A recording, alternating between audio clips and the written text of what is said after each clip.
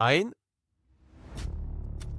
शनिवार की रात जयपुर के सुभाष चौक में एक पुरानी 4 मंजिला इमारत भरभराकर ढह गई और उसी मलबे के नीचे दब गया एक बेबस बंगाली प्रवासी परिवार का सपना। पिता और मासूम बेटी की मौके पर ही मौत हो गई।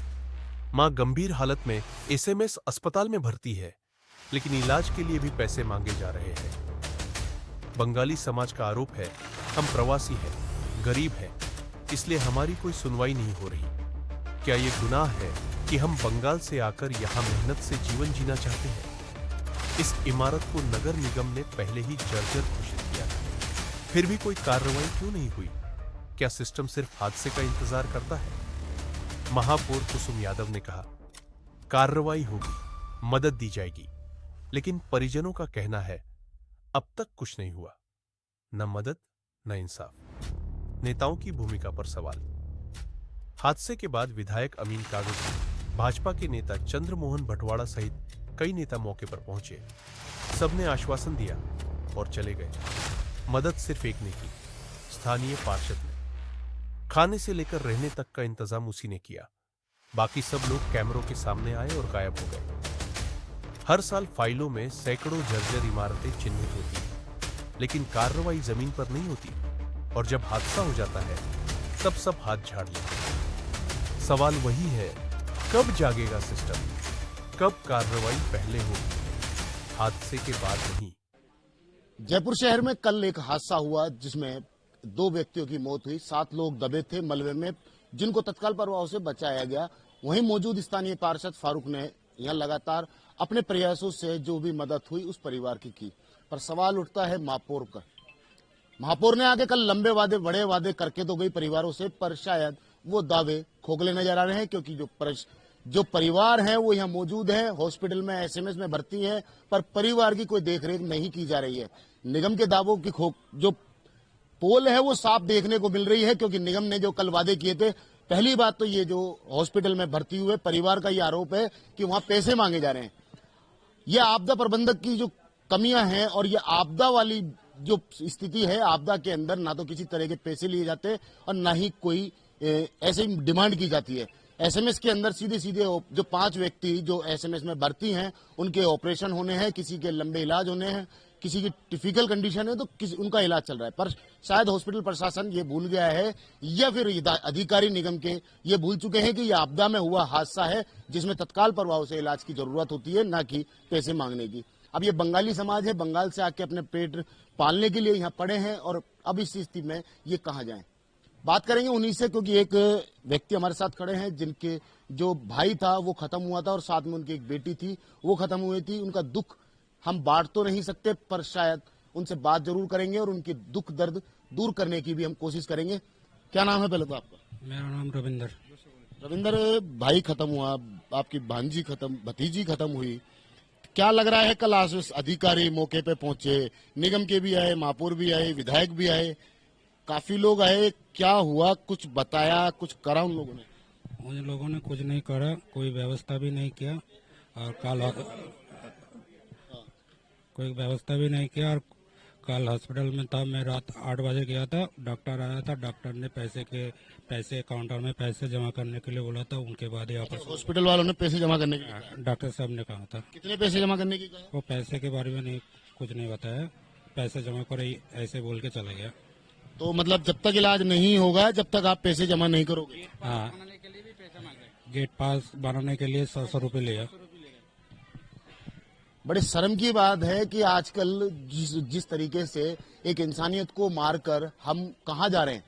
ये आपदा की बात है, और शायद हम स्थानीय लोग यहाँ होते तो शायद इस मामले को लंबा तूल पकड़ाने में कोई टाइम नहीं लगाते, या कोई हिंदू मुस्लिम का बात होती तो इसको लंबा विवाद बनाने में टाइम नहीं लगाते। पर ऐसे मुद्दों पर और ऐसे लोगों की मदद के लिए हम आगे नहीं आ सकते। जबकि कुछ लोग ऐसे भी थे जिन्होंने हर तरीके से हर संभव प्रयास किया इन लोगों की खाने से रहने तक की व्यवस्था करने की, क्योंकि 7 परिवार यहाँ रहते थे, जिसमें से 5 लोगों को तो सीधा जो हॉस्पिटल में एडमिट है, एक बेटी के साथ बाप खत्म हो गया, उस परिवार का क्या हाल होगा। और साथ में आपको बता दूं, जो बाप बेटी खत्म हुए हैं उसकी खुद घरवाली उस एसएमएस में मौत से लड़ रही है, पर इलाज के लिए और एसएमएस की पर्ची के लिए उनको पहले पैसे चाहिए। आखिर किस स्थिति में हम अपने देश को ले जाना चाहते हैं और किस स्थिति में मजबूत बना रहे हैं। क्या नाम है साहब आपका? हाँ, सुबोध सुबोध बागदी। क्या लग रहा है कि अधिकारी आए, मौके पे मौजूद थे, कल लंबे वादे किए गए, प्रशासन ने भी किए, सब कुछ किया, क्या मदद मिली आपको? कल तो मदद तो मेरे को कुछ नहीं मिला। हम लोग को जो भाई जो एडमिट होती है, घायल है 4, मेरा भाई, मेरे भाई का बीबी और वो मेरा जो 2 भातीजा, उन लोगों को तो अभी तक कुछ नहीं मिला। उन लोगों को अभी कुछ नहीं मिला। बाकी इलाज भी सही तरह से नहीं है ना उन लोगों को। अच्छा, जो आपके बच्चा और वो आदमी खत्म हुए हैं, उनको कहाँ लेके जाएंगे आप लोग? वो तो ले जाएंगे, गांव ले जाएंगे, पश्चिम बंगाल। पश्चिम बंगाल। तो ले जाने की व्यवस्था किसने की? ये लेंगे, व्यवस्था नहीं, ये बताएगा। व्यवस्था तो अभी तक किया नहीं है। अगर इधर इलाज नहीं होगा तो गांव ले जाएंगे। व्यवस्था उनको ले जाया गया है, एम्बुलेंस में लेके गया है। पुलिस प्रशासन ने बोला गया है कि एम्बुलेंस का जो खर्चा है वो हम उठा लेंगे। पार्षद जी भी थे, पार्षद जी ने भी हेल्प की है। अब वो एम्बुलेंस में पहुंच चुके हैं। आज शाम तक वो पहुंच जाएंगे। बाकी मेरा कहने का मतलब ये है कि हमारे जो 5 जने जो एडमिट है, वहाँ पर 5 जने जो एडमिट है, वहाँ पे अभी तक अच्छी तरह से चेकअप नहीं हुआ, अच्छी तरह से ढंग से इलाज नहीं हो रहा है। मैं हॉस्पिटल के बिल पकड़ा सकता हूँ, 1 घंटे बाद चेकअप कराया जा रहा है। किस बात के लिए चेकअप किया जा रहा है? आपदा में फंसा वो किसी के। मैं कह रहा हूँ सुबह के 6 बजे गई है वो लड़की, जो 5 घंटे यहाँ पे दब के गई है। वो औरत सुबह के 6 बजे पहुंची है। 12 बजे बाद की बात हो रही है। 6 घंटे बाद वहां पे उनका चेकअप अच्छी तरह से हो रहा है। उनको एडमिट किया जा रहा है 6 घंटे बाद। किस बात के लिए? इमरजेंसी है। क्या लग रहा है किसकी कमी माने? सरकार की कमी है। सरकार ध्यान नहीं दे रही है। बंगाली है इसलिए ध्यान नहीं दे रहे, बिहारी है इसलिए ध्यान नहीं दे रहा है। अभी कोई हिंदू मुस्लिम की लड़ाई हो जाए, अभी भागते भागते आ जाएंगे सबके सब। ये देख सकते हैं, ये वो परिवार है जिनका परिवार इस मलबे में दबा है।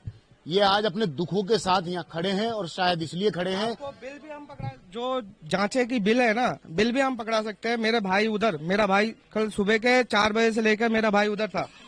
मेरे भाई ने बोला भाई यहाँ पे कोई भी ध्यान नहीं दे रहा है। हॉस्पिटल में किसी बड़े अधिकारी या बड़े डॉक्टर से बात कोई भी नहीं आया, कोई भी नहीं आया। हॉस्पिटल में कोई चेकअप करने के लिए, कोई देखने के लिए कोई भी नहीं आया। हॉस्पिटल में वो 5 जो बैठे हुए हैं, उन 5 की हालत बहुत ही क्रिटिकल है। कोई भी नहीं आ रहा है। आए तो सही, कम से कम देखे तो सही, कम से कम। चलो तुम, ये मेरा कहने का मतलब है, चलो पैसे मत दो, देने की जरूरत नहीं है। किसी को पैसे की देने की जरूरत नहीं है। यहाँ पे इनके गांव के बहुत सारे आदमी हैं, ये मिलजुल के आराम से पैसे दे देंगे। बंगाली समाज में जितने भी है सब दे देंगे पैसे। यहाँ पे सब खड़े हैं। बाकी एक बात है, आपके पास हम आ रहे, हम इधर रह रहे, तो हमारे को क्या इतना सा भी अधिकार नहीं है? हम इंसान नहीं है इसका मतलब, हम जानवर है। कहीं भी मरे पड़े रहो, कोई देखने वाला नहीं है। ये देख सकते हैं, जो बातें आपने सुनी शायद वो कहीं ना कहीं सटीक बैठती हैं, क्योंकि पश्चिम बंगाल से शायद ये लोग यहाँ काम करने और घर के और घर से परिवारों के और ऑफिसों में ये काम कर रहे हैं। एक बड़ी संख्या में ये लोग यहाँ पे मजदूरी करने आते हैं। पर शायद इनका भी एक आरोप है कि शायद हम इस देश के वासी नहीं हैं या हम इंसान नहीं हैं, जो हमारे साथ अनदेखी की जा रही है। क्योंकि इतना बड़ा हादसा होने के बाद में महापौर आती हैं। महापौर आने के बाद में एक बड़े वादे के साथ में उन्होंने आधा घंटा दौरा किया। कल हमने खबर भी दिखाई, क्या बोला वो भी सुनाया आपको। और लगातार जो वादे किए उनमें से एक भी सटीक नहीं बैठ रहा है। जबकि महापौर साहिबा ने ये कहा था कि मेरी तरफ से, सरकार की तरफ से, निगम की तरफ से जो भी सहायता होगी वो मैं करूंगी। अब बात कर लेते हैं विधायक साहब की। अमीन काक जी यहाँ मौके पे पहुंचे थे। अब क्या नाम कमाने के लिए पहुंचे थे? वो इनसे वादा तो कर गए कि हम प्रशासनिक मदद पूरी देंगे और विधायक कोटे से भी सहायता दी जाएगी। तो अमीन काक जी साहब, ये विधायक आपके क्षेत्र के ही वासी हैं और आपके क्षेत्र की बिल्डिंग गिरी है, तो फर्ज आपका भी बनता है मैदान में आने का। ना कि ये लोग कहीं से आए हुए हैं, पर आपका फर्ज पहले इंसानियत का बनता है। आप विधायक नहीं है तब भी आपका फर्ज इंसानियत का बनता है। बड़े लंबी जो प्रशासन की जो लापरवाही है, शायद आपको एक चौंकाने वाली और बात बताऊंगा कि निगम ने 2 दिन पहले इस बिल्डिंग को गिरने से 2 दिन पहले एक नोटिस जारी किया था कि जर्जर अवस्था में ये बिल्डिंग है, इसको खाली की जाए। सोचने वाली बात यह है कि 2 दिन बाद ये बिल्डिंग गिर जाती है और बिल्डिंग गिरने से 2 दिन पहले नोटिस दिया जाता है। साफ साफ नजर आता है कि 2 दिन पहले की जो घाला मेली और 2 दिन बाद बिल्डिंग गिर जाती है, तो सीधा सीधा है कि हादसा होने के बाद में नोटिस जारी हुए हैं। ऐसा कौन से साइंटिस्ट हो आप कि बिल्डिंग गिरने से 2 दिन पहले आपने नोटिस जारी किया है? इस एरिया में ऐसी 20 बिल्डिंग है जिनकी स्थिति जर्जर अवस्था में है और वो कभी भी हादसे का शिकार हो सकती है। पर प्रशासन ने जो चिन्हित किया है वो क्या किया है, वो देखने की बात है। अब स्थानीय पुलिस की बात करें तो स्थानीय पुलिस की तरफ से एक अच्छी बात है कि पीड़ित परिवार पश्चिम बंगाल का है। जो मृत्यु हुई है जो लोगों की, उनको पश्चिम बंगाल ही अपने गांव ले गए हैं, जिनके क्रियाक्रम जो रीति रिवाज है वो वहां किए जाएंगे, क्योंकि पूरा परिवार वहां है। अब पुलिस की तरफ से वो एम्बुलेंस इनको फ्री दी गई है और पूरा खर्चा पुलिस ने अहम किया है। ये बड़ी अच्छी बात है। अब सवाल नेताओं का है कि नेता सिर्फ आश्वासन, चंद्रमोहन बंटवाड़ा जी भी आए बताए यहाँ पे, पर जो वादे हैं वो वादे ही हैं खाली। यहाँ पे ना तो स्थानीय विधायक की लापरवाही है या फिर निगम की, या फिर महापौर जो आई थी वो किस लिए आई थी। और एक सबसे बड़ी बात है, जो डीसी हैं हवा में इसके किशनपोल जोन के दिलीप बमानी, वो लगातार इस मामले से दूर नजर आ रहे हैं। आखिर क्या वजह है दूर रहने की? निगम की कमिश्नर निधि पटेल का दौरा हुआ, पता नहीं कैसा हुआ, पर निधि पटेल ने किसी भी तरह का कोई बयान नहीं दिया है इस मामले पे। क्यों नहीं दे रही है निधि पटेल इस बयान को? अब ये परिवार है, यही वो बिल्डिंग है, मैं दिखाना चाहूंगा। इसके पीछे की तरफ वो बिल्डिंग है जहां ये हादसा हुआ है। और अभी 5 परिवारों के जो सामान हैं जो पुलिस ने बंद कर रखे हैं, निगम ने ताले लगा रखे हैं। अब वो परिवार उस सामान को निकलवाने के लिए यहाँ खड़ा है। अब वो ना तो सामान मिल रहा है उनको, ना ही उनके परिजनों का इलाज। आखिर कब तक ये लापरवाही रहेगी प्रशासन की? हम लगातार ऐसे मामलों पर सवाल उठाते रहेंगे और प्रशासन से सवाल करते रहेंगे। कैमरामैन घनश्याम मिश्रा के साथ मोहम्मद नफीस, जयपुर से।